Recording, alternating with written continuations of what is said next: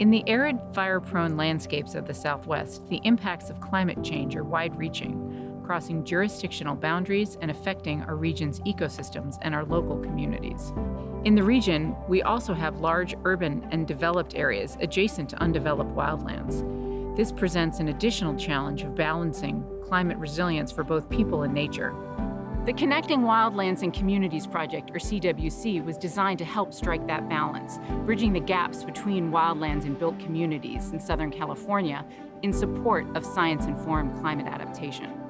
The CWC project is funded by the California Strategic Growth Council, and it's a collaborative initiative between San Diego State's Institute for Ecological Monitoring and Management and the Climate Science Alliance.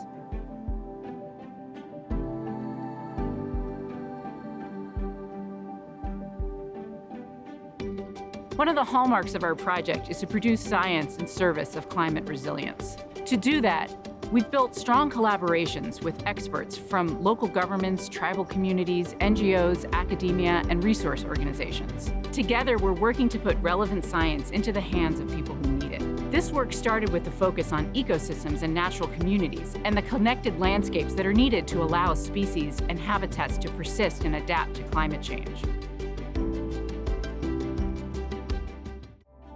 Inspired by our tribal partners and the tradition of Indigenous stewardship, the CWC project has allowed us to expand how we think about planning for connected landscapes and communities, allowing us to bridge across boundaries and disciplines to enhance resilience in our landscapes. What's different about our project is the collaborative and interdisciplinary approach we're taking. We've brought together a diverse team of planners, environmental engineers, ecologists, and geographers to explore how connected landscapes can support climate adaptation for both ecosystems and local communities in Southern California. Our teams are focused on tackling the most pressing issues we face for climate adaptation in Southern California's wildland-urban interface: climatic shifts, fire risk, water sustainability, and conservation.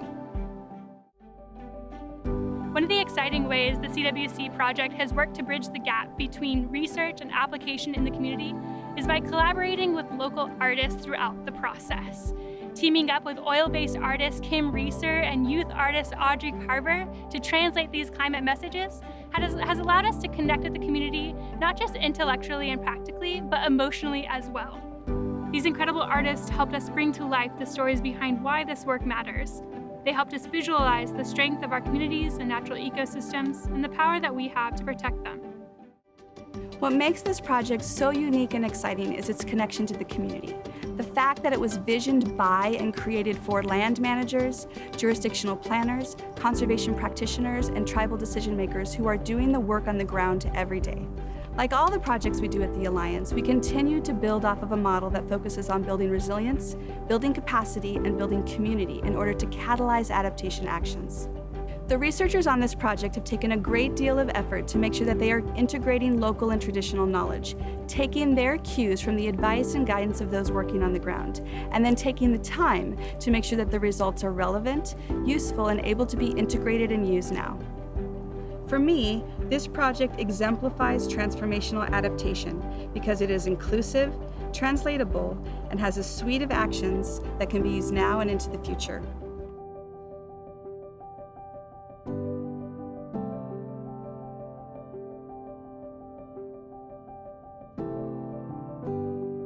Thank you so much for joining the Connecting Wildlands and Communities team at the 2021 San Diego Design Week.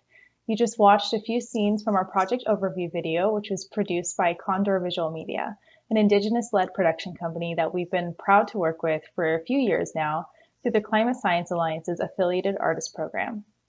Condor Visual Media, along with artists Audrey Carver, Kim Reeser, and myself, had the unique opportunity to collaborate with a great team of researchers in an effort to better translate climate data and the stories behind it.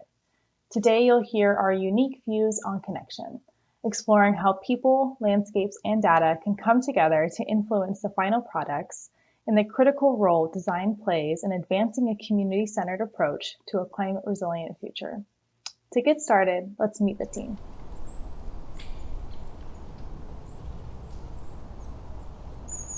Miachwen, Neneto Andrew Pittman, Nehen Pachual Nach. Greetings, my name is Andrew Pittman. I am from Los Coyotes Reservation. My wife, Lisette Valencia Pittman, and I are the CEOs and founders of Condor Visual Media. We are a video and photo production company based in San Diego, California. We recently collaborated with the Connecting Wildlands and Communities project by creating a 10-minute video that showcases the team and work from the CWC project. Condor Visual Media and several key players from the CWC project met in Payomcowicham land in modern-day Temecula. There we recorded testimonials that were utilized to drive a strong narrative. We paired footage from the area and photos by staff from over the years, with music and graphics. Hi, my name is Audrey Carver, and I'm a CWC and CSA affiliated artist. My background in scientific communication began when I was 16 years old, and I started doing paintings and drawings for the Climate Science Alliance. I've done work on their projects with them pretty much every summer since then, creating paintings with climate change data, as well as illustrating impact reports and various other artistic projects that have come my way. This year, I was fortunate enough to be an affiliated artist with the CWC project, the Connecting Wildlands and Communities. And it was my job to interview stakeholders in the CWC project and process, visualize their stories, and create an ArcGIS story map, combining the map data with the personal stake. Hello, I'm an artist. My name is Kim Reeser, and I am based in San Diego. I have been an oil painter for decades. I am mostly known for urban and industrial landscapes. In 2016, I began to explore science art with my husband. We went to Finland and collaborated on a project in the Finnish Arctic looking at snow microbiology. Then we got back and I started to become really concerned about climate change. In 2019, I went up to Alaska, and that only reinforced my concern with the rate of climate change and the disconnect that most people have from it in their daily lives. In 2020, I was awarded the Climate Art Fellowship from CSA and got to work with the scientists and other folks of Connecting Wildlands and Communities. I created 5 pieces of art for this project dealing with habitat connectivity, wildfire, and climate refugia. My name is Diane Terry, and I am the Creative Program Manager at the Climate Science Alliance. Throughout the 3 years I've been with the Alliance, I've had the unique pleasure of telling stories of several climate research projects through graphic, web, and print design and communication strategies. For the CWC project, I've had the chance to design the branding and logo, which is definitely one of my favorites so far, and a variety of design products related to project outreach and deliverables.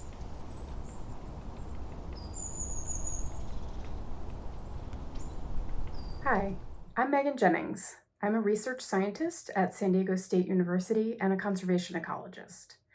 Over the last several years, I've been co-leading the Connecting Wildlands and Communities project with my colleague, Rebecca Lewison. My research is focused on wildlife conservation and climate adaptation, and I primarily do that through the lens of thinking about landscape connectivity. In other words, how we can make sure that the landscape is accessible and connected for species that need to be able to access habitats as they change with climate change, or to get across unsuitable areas of developed human development and roadways and those kinds of things to access suitable habitats. Hi, I'm Isa Rojas. I'm an ecologist and a conservationist, and I use my science to help identify where there are opportunities to build more sustainable landscapes, where people can thrive with nature and not against it. Hi, I'm Diane Foote. I'm a researcher and project manager with the Connecting Wildlands and Communities project. You know, I've always liked working with my hands and making things. And in high school, I took a bunch of art classes because I was better at that than math. Well, back then. So while I wouldn't call myself an artist, I enjoy and value art and design. In the Connecting Wildlands and Communities project, I actually wear 2 hats. As a member of the planning team, I've helped bring together a group of planners with varied backgrounds from across our study area to be our technical advisory group. As a project manager, I get to do things like have meetings, and write quarterly reports. But I also get to do fun things like creating online maps to share that data with our technical advisory groups and then communicate the comments back to the research team so that then they could make adjustments. My name is Krista West, and I am involved with the Connecting Wildlands and Communities project as a team fire researcher. I am a remote sensing scientist, and I use satellite imagery to learn more about Southern California landscapes at risk of wildfire. My current focus is on identifying and quantifying non-native or invasive vegetation because when it dries out in summer and fall, it turns into a flammable fuel type. My mom is a space and science fiction illustrator, so I grew up with an incredible artistic role model. I watched her research lunar, Martian landscapes, and then translate that science into really stunning visuals. I remember a specific instance when a piece she created was considered science fiction at the time, but after further research by planetary scientists, turned out to be science fact. And although I'm not an artist, she's definitely inspired me to approach problems from multiple angles, both the science and the art side.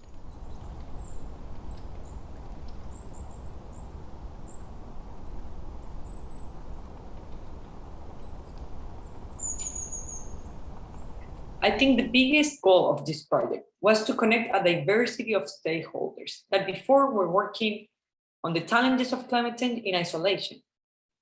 The aim of building this connection was to help the broader community to better understand climate science and to empower those people so they can find solutions to the challenges of climate change.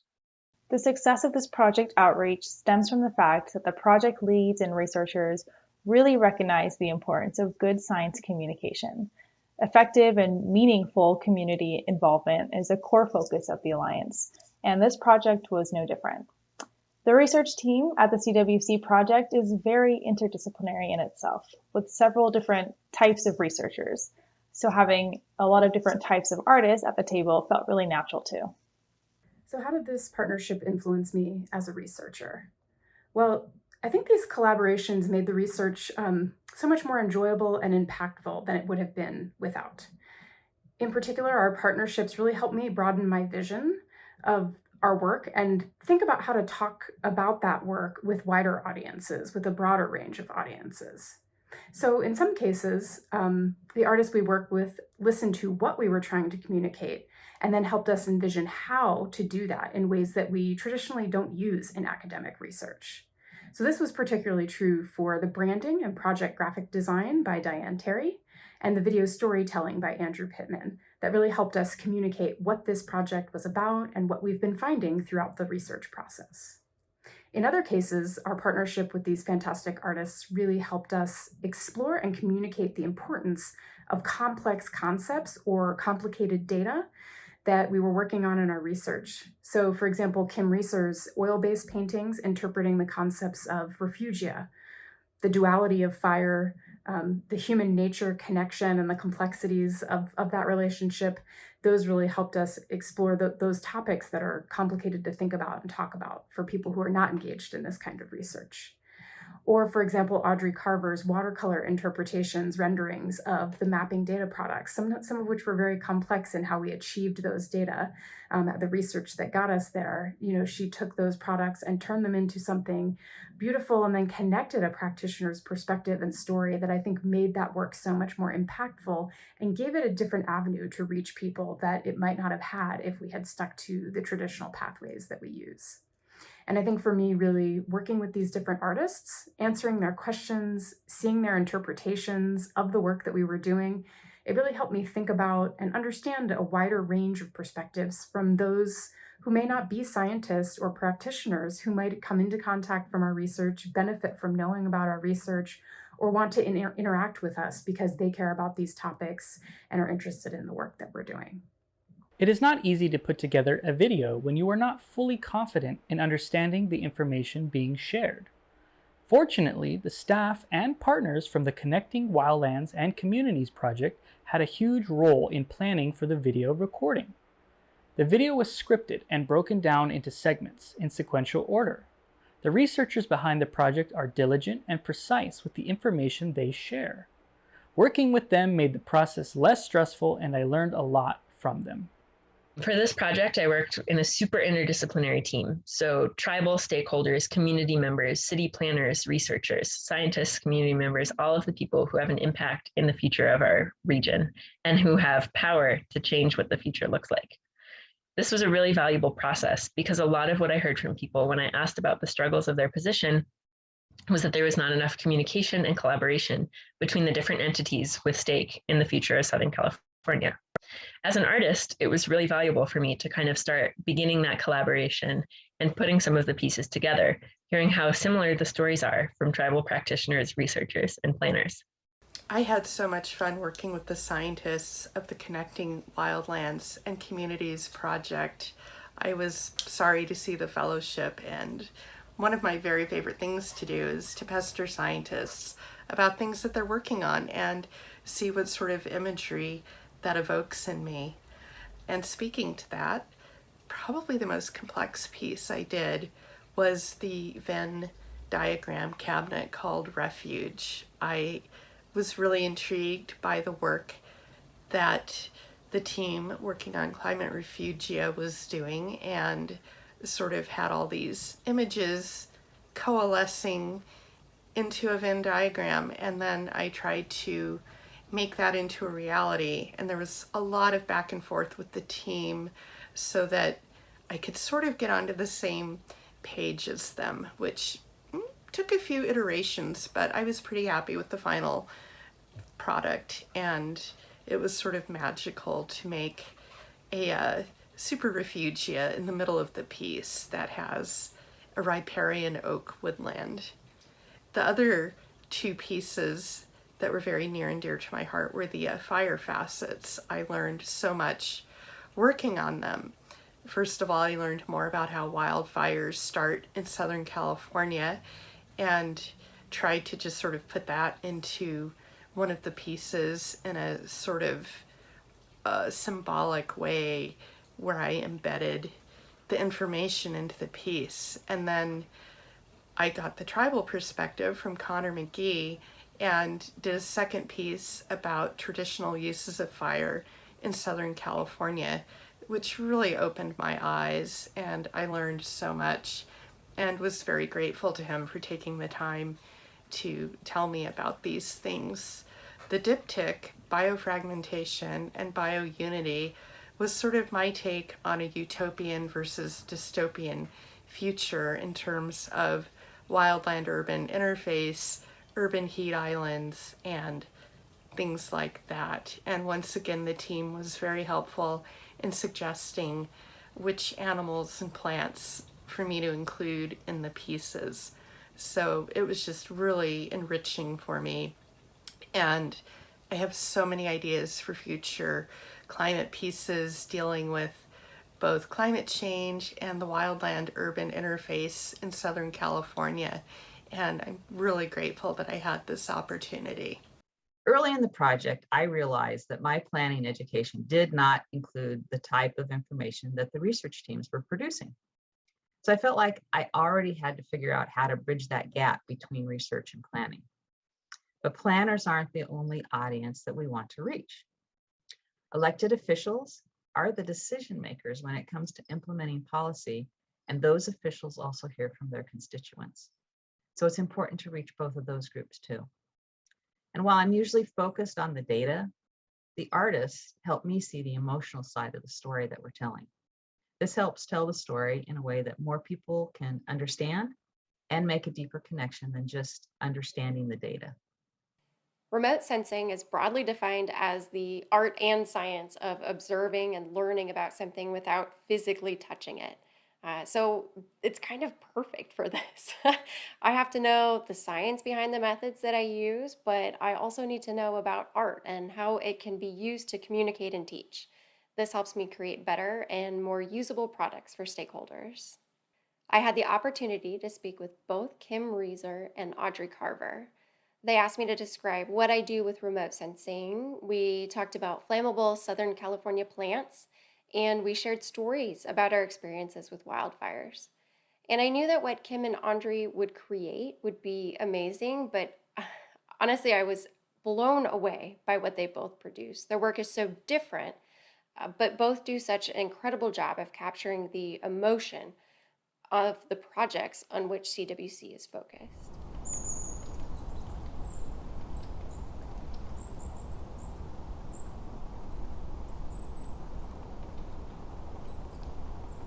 Connection is about where your feet touch this earth.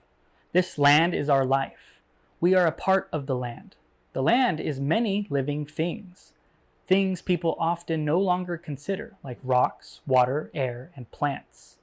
There are the animals we see and the small ones we do not. Each has a role to play in this land. Take one away and the domino effect of destruction begins because we are all connected.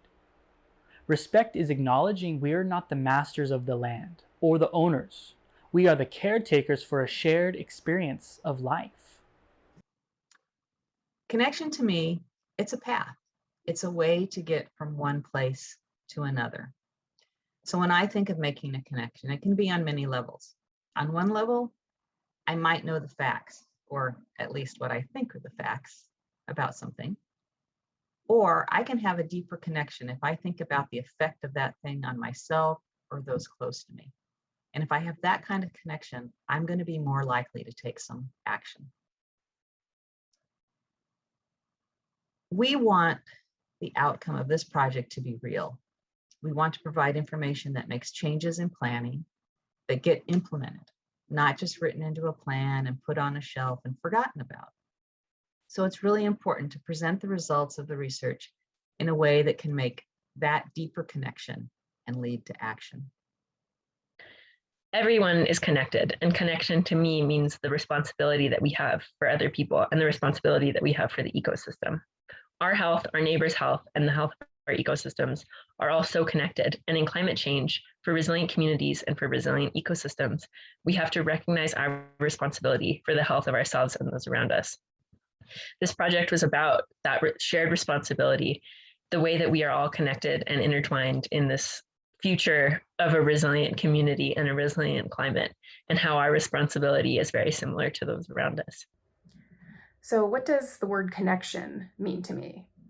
Well, as a researcher, as a conservation ecologist, when I think of it through that lens, first and foremost, I think of the word connectivity. So in other words, landscape connectivity, which is some of the research that I focus on.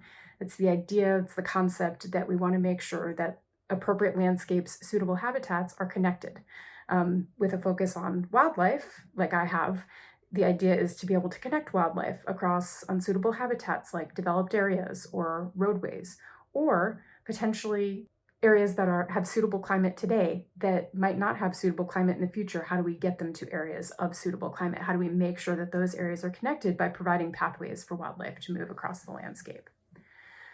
But I realize that this is a complex world we live in, and that conservation of biodiversity is not necessarily a top priority or a motivating goal for everyone out there. So when we were trying to conceptualize this project, one thing we were really motivated by is the need to connect our work to advance climate adaptation, to connect it to other values, other disciplines, and to reach different groups of people, meet them where they are, and provide data in service of getting to these same goals through different pathways and through different connections. And so that's another thing I think about with connection is how are we connecting with people? Why are we connecting? There's things that we can all value in the work I think we're doing, but it's a matter of finding the connection point for someone. So for this project, it really led us to focus on better connecting wildlands and communities as we conceptualize what we wanted to do for the project. They're inextricably linked, but we often treat them separately. We don't treat them that way in planning. So we focused on creating research that would help make those connections clearer to advance climate adaptation planning. And I think what really happened through these collaborations with, sort of creative conceptualizations of the work that we were doing is to expand those connections by creating and sharing visions of how we were envisioning, our research team was envisioning connectivity, connections, climate adaptation to a whole other level. And I think that has helped me as a researcher and as a person think about how I can continue to make those connections in the research that I do in the future and in my life to people who are coming at things from a different perspective and a different background. A big thing that I think about is connecting science to ordinary people. Science communication is really difficult. And as I worked on this project, my initial idea was to get very hardcore with embedding data in an interesting visual way. And as it developed, I realized that I just sort of needed to make an emotional connection with the audience. So I veered off in that direction and thinking about connecting. The more we can connect people to nature and understanding science in a way that they're not intimidated by it, I think the better. And I definitely try to address that in some of my work, and it is certainly a challenge, but one that's very fun to pursue. With my satellite imagery, I can play with pixels all day long, but it doesn't mean anything if it doesn't communicate with and draw in those who need that data and that information. So Kim and Audrey are multilingual in that they have taken the hard science and translated it into beautiful pieces. For me, connection also means teamwork. For example, one of the problems of this project was to work collaboratively across disciplines with ecologists, planners, geographers, and designers to understand where refugia from multiple drivers of change, including climate change, can provide habitat for natural communities to persist in our changing world. To do this, we develop a new conceptual framework called the domains of refugia that can facilitate integrating a variety of data sets and knowledge to inform conservation planning and policy. One key part of this product and the process was to create a visual representation of the framework using the skills and knowledge of Diane Terry, the designer on our team. She helped us really to distill the key concept and put it in a figure that can help inform or connect people with the key idea of our project. In addition, Kim Razor, an artist in our project, created an artistic piece to translate the refuge concept for a broader audience. The piece is so beautiful. It's full of colors and illustrations that can resonate with the local communities. Without connection in general, we miss out on a lot of opportunities. Opportunities for discovery, for teamwork that makes us more effective, and for new possibilities that might not have existed before. But with climate change especially, connection provides the opportunity for resilience. Because climate change doesn't have one impact to study nor one story to tell, there are multitudes. By finding the connections in between, we can better understand climate change and our solutions to it.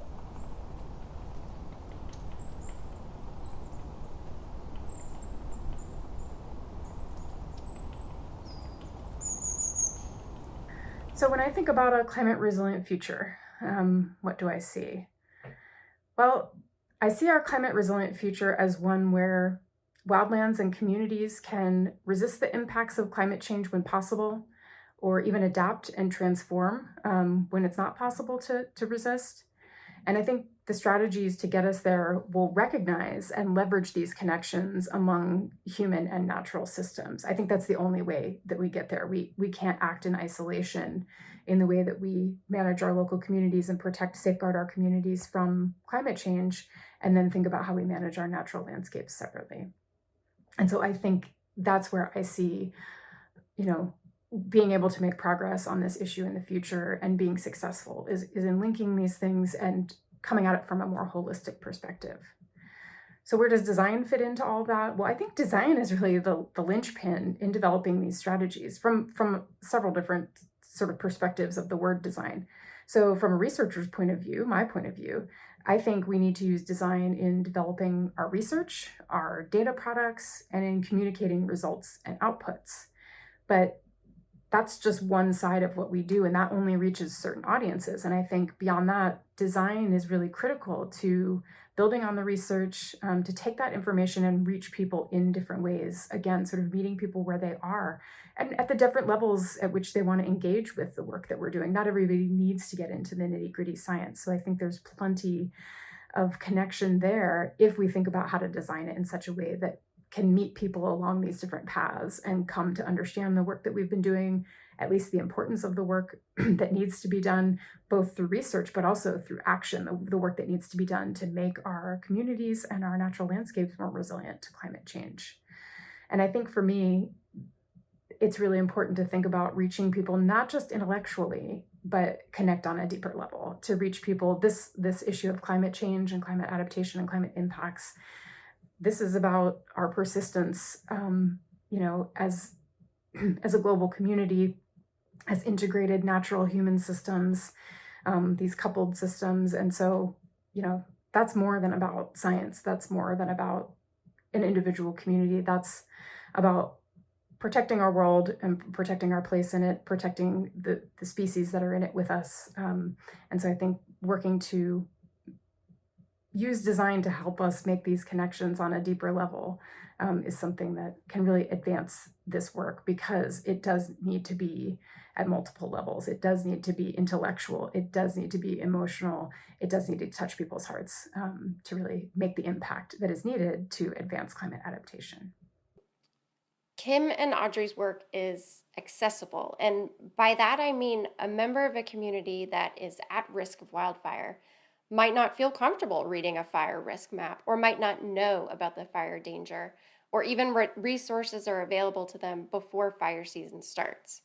But when they see Kim's work in a gallery or scroll through Audrey's story map, I think it's easier for that community member to connect with what is being shared and then be able to inquire further. When I think about a resilient future, I think about a sort of unity on the planet that we've never seen, where collectively we decide to put a lot of resources into things like sequestering carbon, making agriculture more sustainable, making daily life more humane for everybody, healing nature. There's so much that could be done with the right will and focus and resources. Design, of course, plays a huge role, because design is behind everything.